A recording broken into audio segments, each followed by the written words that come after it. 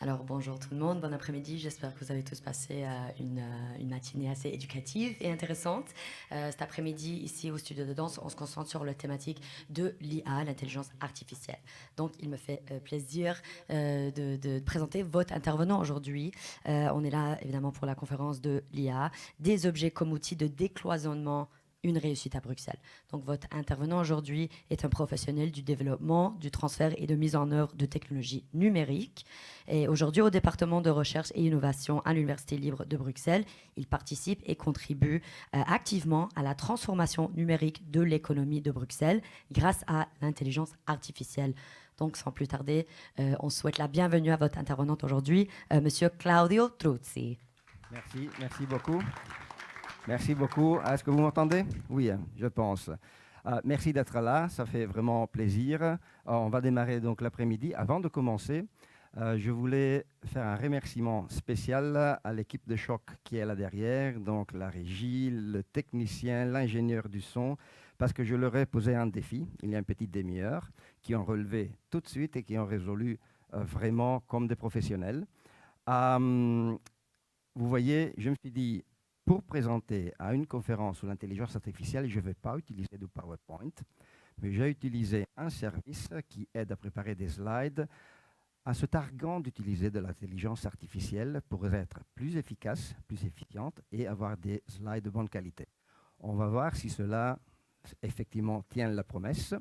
Et normalement, on devrait pouvoir, mais non, je vais devoir dire bonjour à mon ordinateur. Il ne reconnaît plus papa et donc il n'est pas content.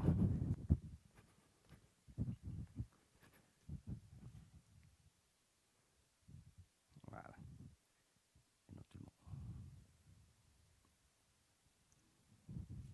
Et c'est parti.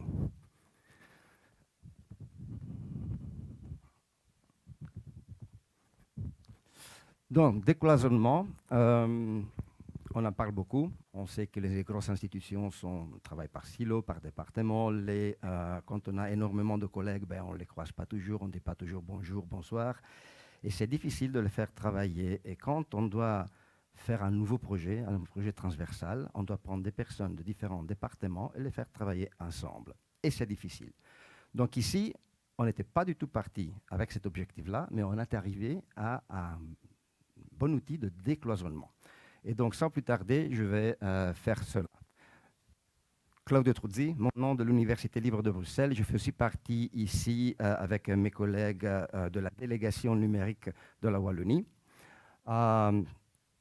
Et on commence. Donc, après une brève introduction, je vais essayer de rentrer un peu plus dans le contexte, présenter l'ULB, mais surtout la plateforme Smart Campus, qui est donc l'infrastructure qui nous a permis de découvrir qu'on peut utiliser l'IoT un peu comme outil de décloisonnement. Je vais aussi décrire le challenge. Je l'ai un petit peu déjà fait. Projet transversal, mais avec des départements cloisonnés. Notre contribution, ce qu'on a fait grâce à l'infrastructure Smart Campus, et le résultat, en donnant des exemples. Je vais effectivement raconter une petite histoire fictionnelle, comme on dit. Et après, on fait un zoom en arrière pour voir un petit peu l'impact que ce genre d'outil peut avoir, ou le potentiel d'impact qu'il peut avoir sur la société, la communauté autour de nous. Et comme ça, on conclura. Donc, un petit mot sur moi-même. Je suis présentement directeur au service de soutien aux activités de recherche et innovation à l'ULB. Je suis aussi maître de conférence à la Solvay Brussels Schools of Economics and Management et consultant en innovation numérique pour la Commission européenne et pour l'industrie. Dans mon expérience passée, j'étais un entrepreneur serial entrepreneur, de start-up en technologie profonde. Et voilà, comme j'ai toujours acheté ou vendu ou de toute façon mobilisé de la connaissance et de la technologie et de la propriété intellectuelle, j'ai décidé aussi de faire une accréditation reconnue internationalement comme Technology Transfer Professional. J'ai participé aussi un peu d'écriture scientifique et professionnelle et j'ai participé aussi à toute une série une demi-douzaine d'inventions de brevets. Certaines sont déjà tombées parce que ça fait plus de 20 ans qui avaient été octroyées. L'ULB, c'est une université complète, 12 facultés, 37 000, presque 40 000 étudiants pour 40 bacheliers et 150 masters. Et on donne aussi des cours en anglais. Peut-être je peux me mettre là, ça devrait être un peu plus simple pour moi aussi. Point de vue de la recherche, on a presque 4 000 chercheurs et enseignants, 2 000 doctorants, et il y a plus de 220 thèses de doctorat défendues chaque année. Autour de le budget de la recherche, ça tourne autour de 200 millions d'euros, environ 300 millions de dollars canadiens, si je m'abuse. On a plus de 200 unités de recherche et une dizaine d'instituts de recherche interdisciplinaires de grande qualité. Et par exemple, l'Institut Farid dont on a parlé ce matin, ou aussi l'Institut de recherche Solvay qui est co-géré avec notre université consoeur de langue néerlandophone, la VUB. Smart Campus, c'est un accélérateur de projets. Il s'agit d'une infrastructure légère d'objets connectés intelligents dispersés sur les campus. Il s'agit d'une initiative de l'ULB pour la valorisation des données. Et pour faire quoi? Le premier objectif, c'était d'améliorer la gestion et l'exploitation de campus grâce à une objectivation de toute une série de paramètres physiques clés qui peuvent être utilisés donc, pour améliorer la qualité de vie dans le campus. Mais aussi, pas seulement, l'objectif n'était pas seulement utilitariste, mais c'était celui de créer des synergies, des collaborations entre les membres de la communauté universitaire, les collectivités et les entreprises. Qu'est-ce que Smart Campus peut offrir? Grâce à tous ces capteurs, un accès simplifié aux équipements de collecte de données les plus avancés, aux données ouvertes aussi générées, aussi aux logiciels d'exploration de données et visualisation, ainsi qu'une expertise et de la formation à l'intelligence artificielle des objets. La valeur ajoutée perçue par les utilisateurs de Smart Campus est double. Effectivement, Smart Campus peut donner une grande économie pour chaque nouveau projet de AIoT entreprise. Pourquoi? Parce que les chercheurs n'ont plus qu'à amener leurs objets intelligents et connectés, les EndNodes, et ils ne doivent plus s'occuper de tout le reste, ce que j'appelle la tuyauterie, tout ce qu'il y a sous le capot, les antennes, les gateways, les routers, la connexion au réseau IT, les autorisations, la mise en place des bases de données. Tout ça, d'ailleurs, dans le respect des règlements, dans le respect d'une approche ouverte, transparente et surtout, Bruxelles est en Europe, dans le respect du règlement général pour la protection des données, le RGPD. Donc tout ça est fait en respectant tout ça. Ce qui a comme conséquence d'accélérer donc la mise en œuvre de projets en AIoT. Voilà pourquoi j'appelle Smart Campus un accélérateur de projets. Et ce qui est intéressant aussi, c'est le baseline, Connecting Things, Data and People, parce que c'est un peu comme ça qu'on a commencé. On avait commencé pour mettre en relation des capteurs, des objets. On s'est trouvé qu'il fallait aussi mettre en relation les données générées par les objets avec des bases de données à l'intérieur, à l'extérieur, avec mon fichier Excel, son fichier Excel. Donc, on a connecté des données aussi. Et la résultante finale, c'est ce dont on va parler aujourd'hui. On connecte les personnes aussi, grâce au fait qu'on a connecté leurs données d'abord. Normalement, il devrait y avoir voilà. Là, c'est une présentation en anglais de ce que je viens de dire. Petite vidéo d'une minute.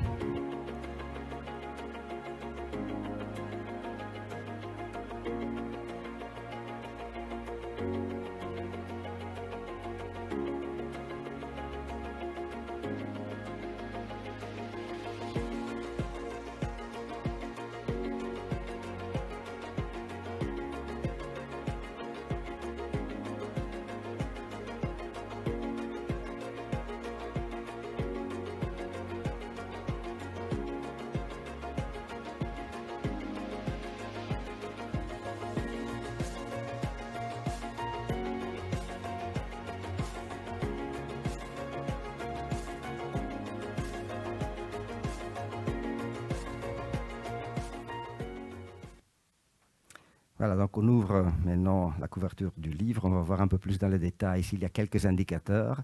On a donc implanté des objets connectés, des antennes. Donc toute la structure Smart Campus se trouve sur 4 campus de l'ULB. On a plus de 200 capteurs connectés. Ce n'est pas beaucoup pour l'instant, ça semble beaucoup, mais on vient de commencer finalement. Presque une centaine de détecteurs de présence qui nous aident justement à avoir une idée des mouvements de foule et de la densité des étudiants et des utilisateurs de campus à un moment donné dans des endroits donnés. On avait commencé cela pour garantir le respect des règles anti-pandémie. Et maintenant, on peut utiliser cela effectivement pour améliorer l'accès au campus. Une dizaine d'antennes, déjà une centaine d'utilisateurs et plus d'une vingtaine d'unités qui utilisent les services Smart Campus et de projets. Donc, on voit qu'on est dans le scale-up. Si c'était une petite start-up, ici, on est vraiment dans la phase du scale-up. On va faire un petit zoom sur les utilisateurs qui va me permettre ensuite de rentrer dans le vif du sujet. Donc, il y a plusieurs facultés, ce qui est en jaune, l'administration qui est en rouge, en orange, on a des utilisateurs extérieurs et en vert, on a aussi des universités extérieures qui sont connectées à Smart Campus. Et ici, vous voyez un petit peu tous les services, les unités de recherche, les départements auxquels Smart Campus est en train d'offrir des microservices et pour lesquels on a fait des projets transversaux aussi. Donc, par exemple, je prends l'exemple ici, c'était un projet pour Médecins sans frontières qui est fait donc par l'École polytechnique de Bruxelles, spécifiquement dans le service Embedded Electronics et pour lequel on a impliqué aussi l'administration des infrastructures et de l'IT. Donc vous voyez déjà se dessiner le fait que éminemment chaque projet ici c'est un projet transversal.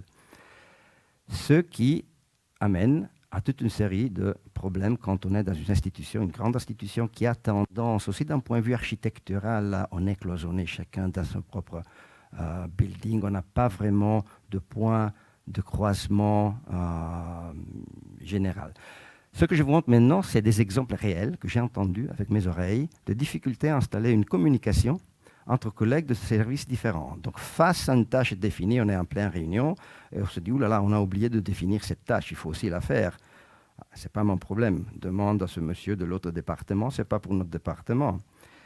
Face à un risque identifié, on n'avait pas pensé que peut-être ça pourrait être un risque. Ce n'est pas grave, c'est de toute façon fort improbable.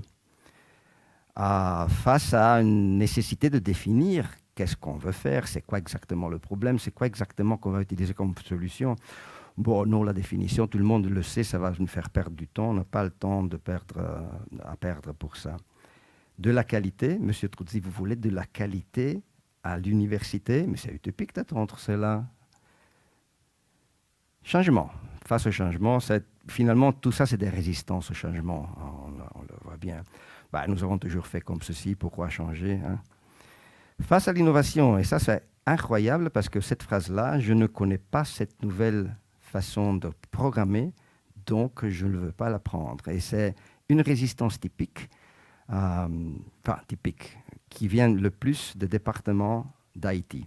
Donc parfois, les informaticiens deviennent aussi assez conservateurs s'ils restent trop longtemps dans leur façon de faire les choses. Définition de la gestion, pas le temps de définir tout le programme management, le project charter, pas besoin de planifier les tâches, on les fait au fur et à mesure qu'elles vont venir. Et la dernière, c'est ma préférée, et aussi celle un peu pour laquelle on est là. L'utilisateur final, bon, ce n'est pas important de le prendre en compte pour l'instant, n'est-ce pas? Et on entend encore toujours ce type de remarques. Donc avec ça comme environnement, comme substrat, comme culture, je vais vous raconter ce qu'on a su faire pour améliorer tout ça grâce à un exemple. C'est un peu comme Netflix, c'est un exemple fictif, mais inspiré de faits réels. Donc les personnes que je vous présente sont des personnages qui n'existent pas, mais quand même ça rassemble. Ellie, responsable service énergie. Myriam, du service financier. Je vous présente Jacob, ingénieur IT. C'était le type IT qui avait cette réponse-là. Et Liane, ingénieur IoT. Chacun et chacune de son propre département. Infrastructure pour Ellie, Myriam des finances, informatique pour Jacob. Et Liane fait partie de la société externe qui a installé tous les capteurs pour mesurer l'électricité, le gaz et le chauffage consommés par bâtiment. Donc, ils n'ont pas installé les machines pour ça, ils ont installé les capteurs et récoltent tout en externe. Et Ellie doit demander et se connecter au serveur de cette société pour avoir donc les informations dont elle a besoin. Voilà, personnage de fiction, chacun propriétaire jaloux de ses propres bases de données, techniques de management pour Ellie, données financières pour Myriam, par exemple SAP, base de données réseau pour Jacob et la base de données monitoring externe à l'ULB pour Liane. Donc, leurs chefs respectifs les ont contactés, ont dit, voilà, vous devez commencer à travailler ensemble, vous vous êtes jamais rencontrés auparavant, même pas Nelly, et Myriam et Jacob, même s'ils sont collègues de la même institution. Commencez à échanger, à faire un programme, à voir, parce que Myriam doit facturer chaque mois à chaque gesteur de bâtiment les factures pour l'eau, l'électricité, le gaz et le chauffage. Et donc, Ellie, elle doit récupérer ces données chaque mois. Mais parfois, voilà, les données manquent, le capteur a sauté, il n'y a pas d'alarme, donc elle doit contacter Liane, qui est peut-être partie en congé pendant une semaine.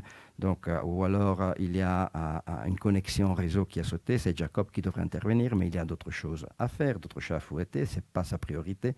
Et donc, la qualité de la communication se dégrade au fur et à mesure. Ils ne se sont jamais rencontrés, il n'y a jamais eu de contact humain. Donc, communication en direct, via tierce personne, le chef, par exemple, des emails, des annexes, des captures d'écran. Voilà, je t'envoie ma capture d'écran. Est-ce que tu as reçu mon fichier Excel? Oui, mais je ne sais pas l'ouvrir. Ou alors, ah oui, pardon, ce n'est pas la toute dernière version, je vais devoir t'envoyer. On connaît tous et toutes ce genre de choses. Résultat, Ellie était obligée de remplir manuellement 10 000 lignes Excel par an. Et si vous faites le compte, c'est 50 lignes à remplir et c'est une par bâtiment. On a plus ou moins 50 bâtiments à gérer dans les 4 campus. Et donc, chaque jour, elle devait remplir la consommation eau, électricité, gaz et chauffage. 50 chaque jour ouvrier. C'est très rébarbatif. Et voilà, là, Ellie, elle est venue nous voir. On a travaillé ensemble. Et ce qu'on a fait, on a rebalté, pardon, ça c'était de l'italien. On a renversé complètement la connexion. Au lieu d'avoir les humains qui se connectent de façon non optimale, on a fait comme ça. On a commencé à connecter entre eux les différentes bases de données, techniques, financières, réseaux et monitoring. Comment on l'a fait? Tout simplement en écrivant des interfaces vers le service cloud. Donc le service cloud est celui donc de Liane. Vous voyez le petit nuage là, ça indique que c'est extérieur. Et donc on a juste protégé, formalisé et automatisé les connexions entre les bases de données. Bizarrement, c'était Ellie, celle qui faisait le plus de résistance parce qu'elle avait bien formaté tous ses fichiers Excel avec code couleur. C'était bien lisible à l'œil humain, mais incompréhensible pour une machine. Donc, on a dû lui dire, élimine tout le formatage, rende-le illisible pour toi pour que la machine puisse les lire et les connecter automatiquement à tout le reste. C'était une grosse résistance. On a travaillé énormément avec les 4. Et la deuxième chose qu'on a fait, c'est la gouvernance des données. On en a parlé ce matin, de l'importance, si on veut faire de l'AI, si on veut faire de l'IoT, c'est vraiment la qualité de données. Donc, Smart Campus a écrit du middleware, donc en Python, Jupyter Hub et tout ce qu'il faut, pour aussi faire de la traduction de données in et out. Et donc, on a aussi fait quelque chose qui est un peu plus rare, ça s'appelle de l'injection de code. Ellie avait besoin d'un certain nombre de variables que Liam n'était pas capable de lui donner. Il aurait dû lui-même encoder ou recoder dans un logiciel très fermé propriétaire qui ne lui permettait pas de le faire. Et bien, on avait découvert que via les API, on pouvait à chaque fois demander une formule qui calculait directement dans la base de données monitoring et qui nous renvoyait le résultat en créant des variables qui n'existaient pas auparavant. Donc ça s'appelle injection de code. Et on a créé des nouveaux paramètres qui étaient fort utiles pour Ellie, mais surtout pour Myriam. Et donc, grâce à tout ça, qu'est-ce qu'on a maintenant? Ellie est capable de gérer non plus 10 000 lignes, non plus 10 millions, mais 3 milliards de données par an, complètement automatiquement. Elle ne doit rien faire du tout.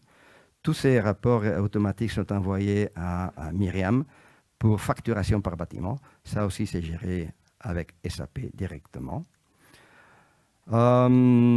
Jacob, comme il a gagné beaucoup plus de temps, mais qu'il s'est passionné justement à Python, Jupyter Hub, c'est des termes un peu techniques, donc il a commencé à apprécier le fait de développer des microservices en analyse de données. Et donc, il a commencé à apprendre. Et il joue énormément maintenant à faire de l'innovation, en apprentissage de nouvelles méthodologies. Et Lian, ben, il a maintenant un feedback précis, documenté du client, c'est-à-dire nous. Donc, il est capable de rétablir une relation de qualité avec le client. Si bien que maintenant, cette équipe se rencontre régulièrement, pas souvent, mais je dirais 2-3 fois par an professionnellement. Et de temps en temps, ça leur arrive aussi de se retrouver au bar pour un after-work de temps en temps.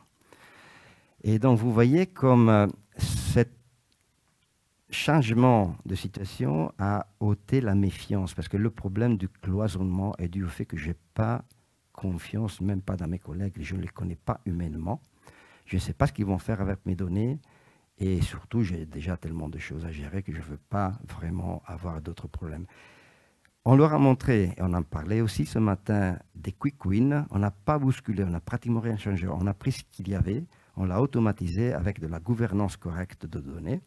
Et tout le monde a fait un ouf de soulagement, a dit « Ah, donc je reste propriétaire de données, personne ne vient m'écrire sur mon fichier Excel, mais quand même, on peut venir en lecture seul, et c'est tout est correct, tout est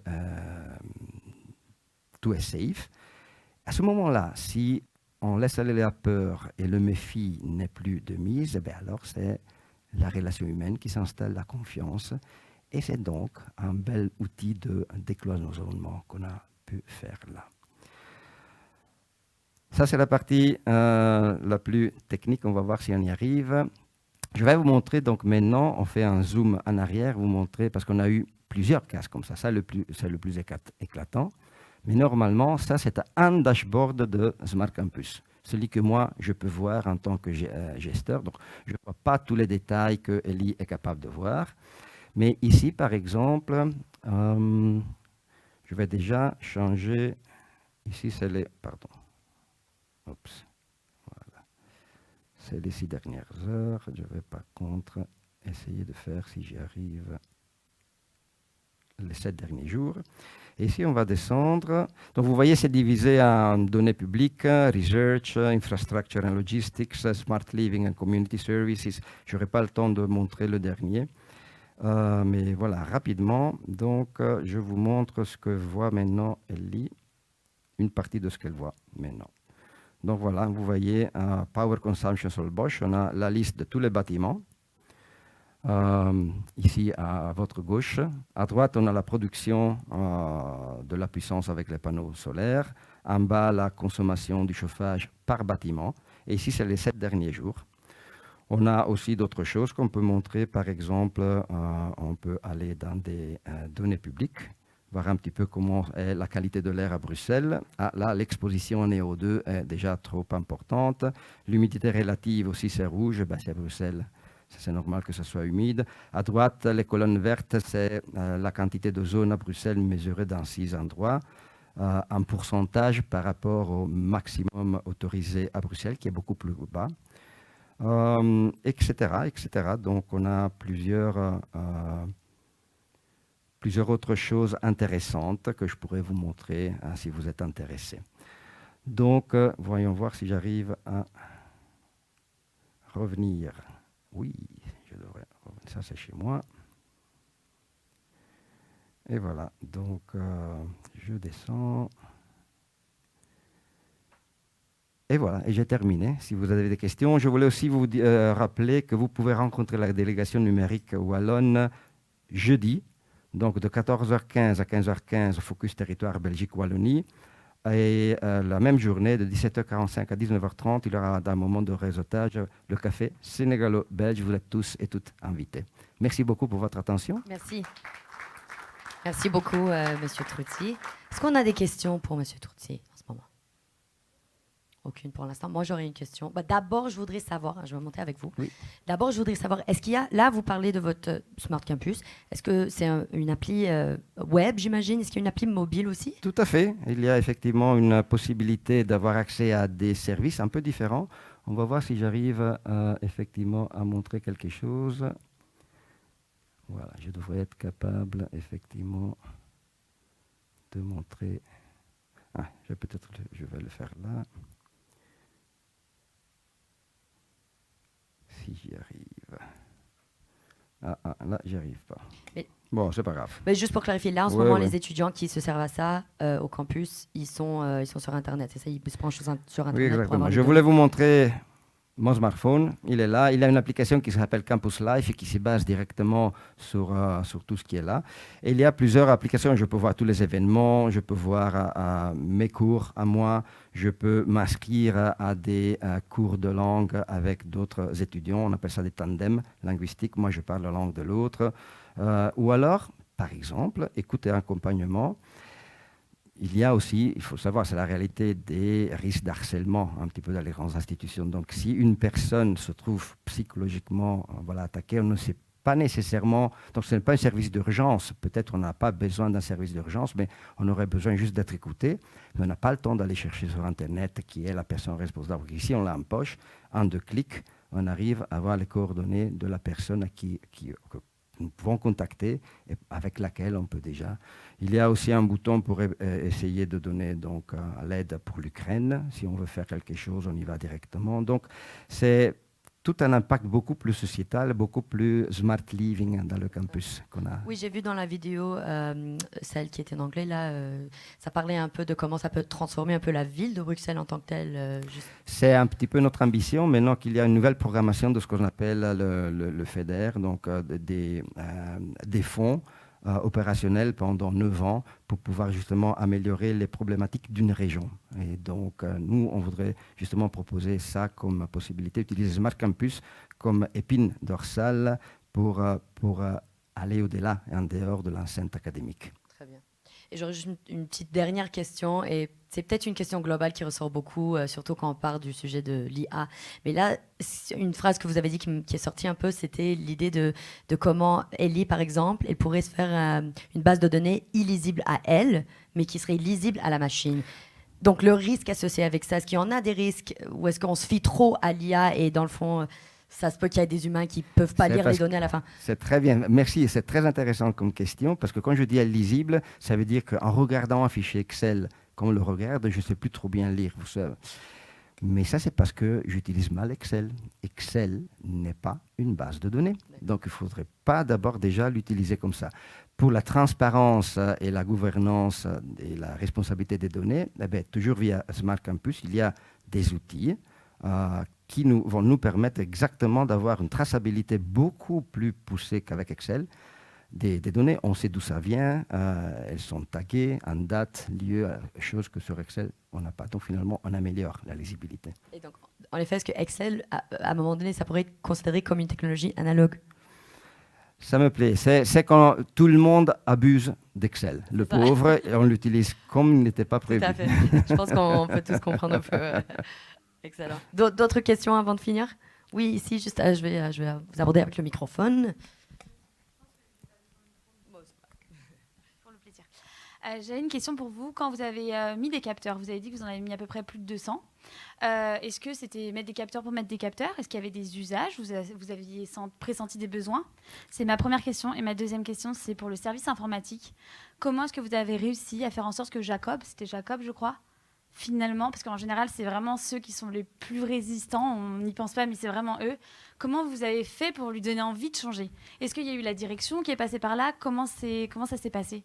Alors, pour la première question, on a quand même gardé toujours une approche agile, et pour Smart Campus et pour le côté Campus Live. Donc, j'ai pris mon bâton de pèlerin, j'ai fait le tour d'une vingtaine de professeurs que je savais étaient un peu chercheurs en général, et je leur ai demandé leurs besoins à eux. Donc ça, c'était mon point de départ. Finalement, je n'avais pas vraiment en tête l'idée d'aider les départements et les services aussi.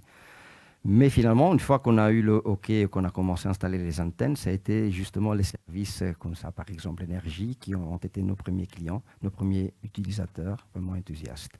Pour la deuxième question, j'ai 2 réponses. La première, je pense que ça joue énormément la personnalité et l'attitude de l'ingénieur responsable que j'ai embauché, qui a mis tout ça sur pied. Ensemble, il s'appelle Jean Landercy. Malheureusement, il ne travaille plus avec l'ULB. Il a poursuivi sa carrière ailleurs. Mais son attitude vraiment crée de la confiance. Donc, la réponse que j'aurais envie de donner, ce n'est pas une réponse corporate, organisationnelle. On n'a pas suivi des chaînes de commandement. On a joué la carte de la transparence, on a essayé de convaincre. Et je pense que l'humain, là, a joué vraiment beaucoup. Est-ce que ça répond à votre question? Excellent. Bon, bah, tout ça pour dire un énorme merci à M. Claudio Truzzi pour sa belle présentation. Bravo. Merci à vous tous. Merci. J'espère que vous avez beaucoup appris. Ne quittez pas, on a un panel qui commence sous peu, donc merci d'être là.